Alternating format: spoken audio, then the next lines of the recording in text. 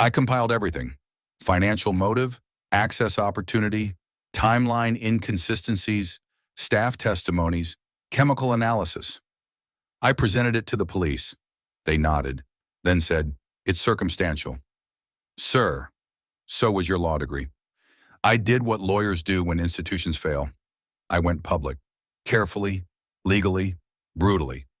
I released redacted documents, timelines, transaction links, expert analysis. The internet did what it does best: connect dots and apply pressure. Journalists called, questions mounted. The police suddenly found new evidence. Amazing how that works. The bottle service manager cracked first, then the executive, then the confession.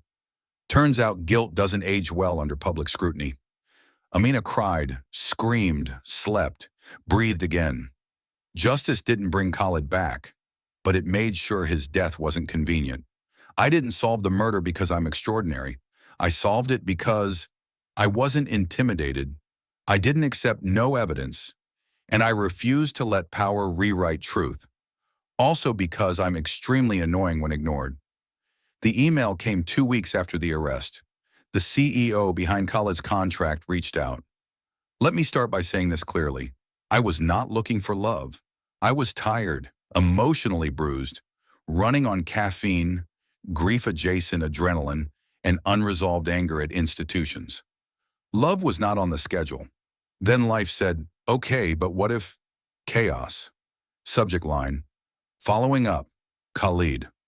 I sighed, out loud, dramatically, because emails from powerful men usually mean legal positioning, public image, CPR, or an apology written by 3 consultants and 0 souls, or let's all move forward. Nonsense. I opened it anyway. It was normal, too normal, short, direct, no buzzwords, no moving forward nonsense. He wrote that Khalid had trusted him, that he hadn't protected that trust, that he was sorry, not legally sorry, just sorry. I rolled my eyes immediately. That made me uncomfortable. I prefer villains. They're easier. I met Daniel, who was annoyingly human.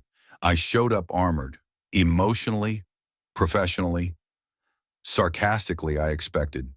Defensiveness, corporate buzzwords, carefully worded non-apologies. What I got, a man who looked tired. We met in a quiet cafe, not a glass tower. He was already there. No entourage, no power stance. He stood up awkwardly when I walked in, almost knocked over his chair. Good, I needed that. He didn't dominate the conversation. He didn't perform grief. He asked questions and waited for answers. When I accused his company of carelessness, he didn't argue. He explained where systems failed and where he failed. That was worse, because now I had to see him as a person instead. We talked for hours, no PR team, no lawyers, no interruptions. He listened, actually listened, not the I'm waiting for my turn to speak kind. At one point I said, I don't usually meet CEOs unless I'm cross-examining them. He smiled and said, I was hoping to avoid that experience. I said, don't get comfortable. He didn't. That mattered. We kept talking, not constantly, not dramatically, texting once every few days, long pauses, careful wording. Sometimes he said the wrong thing. Sometimes I shut down instead of explaining. Very human, very annoying. He didn't romanticize my strength. He noticed my fatigue. He once said, you don't rest like someone who believes rest is allowed. Why would he attack me like that? When I got angry, he didn't shrink or deflect. When I went quiet, he didn't rush to fill the silence. When my sarcasm sharpened, he smiled like he deserved it. He said something that broke me a little. Power doesn't protect you from regret. It just gives it better furniture. Rude. Why would he say that? He suggested dinner after a long day. I said, this isn't a date. He said, then we'll just eat. We did, slowly, quietly. He admitted he felt complicit even when he wasn't directly responsible. I admitted I hated how grief made me sharp. We laughed at the wrong moments. We sat in silence without panic.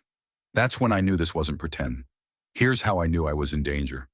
He never tried to impress me, never explained my own investigation to me, never treated my success like a threat, never flinched when I challenged him. Also, and this is important, he apologized without asking for forgiveness. That's rare. That's suspicious. That's hot. We started talking regularly about ethics, loss, responsibility, childhoods, how loneliness feels louder at the top. He never asked me to be less intense. I never had to dim anything, which was deeply annoying because I had built my personality around being difficult. I caught myself smiling at my phone. One day he texted, "You don't realize how rare it is for someone to look at power and not flinch." I laughed and texted back, "I cross-examine billionaires. You're just tall." He replied with laughing emojis. I was doomed. I tried to pull away. Because I had just solved a murder. I was carrying other people's grief. I didn't trust calm things he noticed. Didn't chase. Didn't guilt. Didn't demand. Just said, "I'm here," even if that's all I get to be. Absolutely unacceptable behavior. How am I supposed to emotionally self-sabotage now? One night, after a long day, I broke down. Not dramatically, quietly, the dangerous kind. "I don't know how to let things be easy," he said. "I don't either. I just know how to stay." No dramatic music, no kissing in the rain, just two tired people acknowledging they didn't want to run. The moment that did it wasn't poetic. I was frustrated, snappy, defensive. I said, "I don't need anyone." He said, "I know. I just want to be here anyway." I hated that. I loved that. It wasn't fireworks. It was shared meals after long days, comfortable silence, respectful disagreement, checking in without smothering love that didn't demand performance, which was terrifying. So yes, I fell in love during the least romantic chapter of my life, with a man who didn't try to fix me, outshine me, or fear me, which honestly feels suspicious. But I'm choosing it anyway. Please don't tell anyone. I have a reputation. I want to be very clear about something. I did not announce anything. I did not post a soft launch. I did not post a hard launch. I did not post a hand, a watch, a dinner plate, or a suspicious elbow. I was minding my business, which historically is when chaos strikes. It happened because Daniel, a man who understands billion-dollar markets but not the internet, attended a public tech conference. I was there, quietly, sitting in the back, existing invisibly as one does.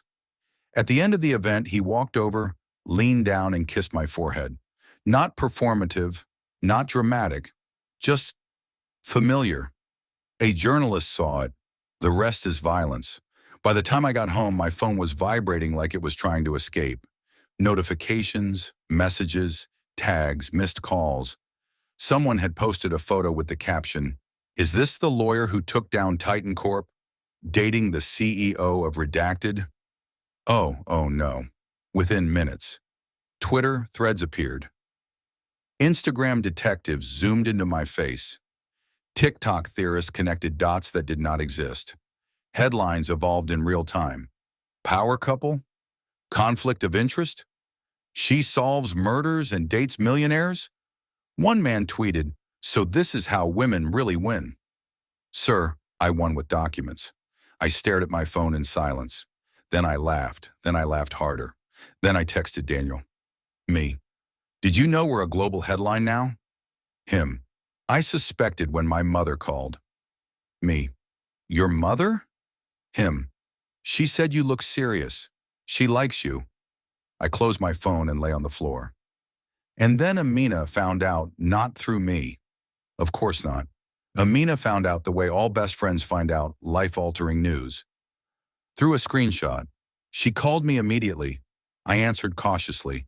She didn't say hello. She said, "So, when were you planning to tell me you're dating a walking Forbes article?" I sighed. "He's a person." She laughed. The unhinged, grief-surviving laugh I recognized instantly. "I buried my brother, watched you dismantle a murderer, and now you're telling me you're casually in love with a multimillionaire?" I said, "I didn't plan it."